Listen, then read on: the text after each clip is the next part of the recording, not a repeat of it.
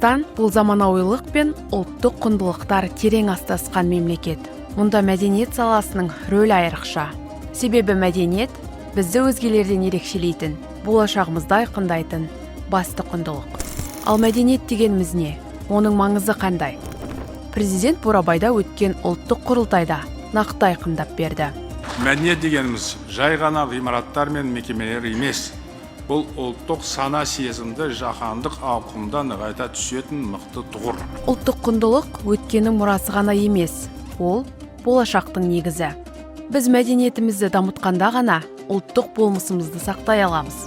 Бұл жерде Наурыз мейрамының мәні ерекше. Ұлттық бірегейлігімізді нығайту жолында мәдениет саласы айрықша рөл атқарады. Әсіресе төл мәдениетіміздегі әз Наурыз мейрамының орны бөлек. Наурыз мерекесі туралы жаңа тұжырымдама әзірленді. Еліміз ұлыстың ұлы күнін 14 наурыздан, яғни амал күнінен бастап 10 күн бойы атап өтетін болды. Әр күнге нақты атау берілді. Бұл бастама жақсы қабылданды. Әсіресе Наурызнамадағы ұлттық киім күні қоғамның зор қолдауына ие болды.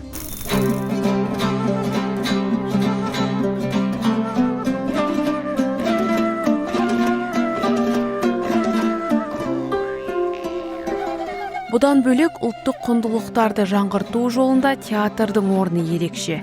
Қазір Қазақстанда театр өнеріне қызығушылық артып келеді. Сахна өнеріне құштар жандардың арасында жастардың көп болуы көңілге ерекше қуаныш ұялатады. Адамзатқа не керек?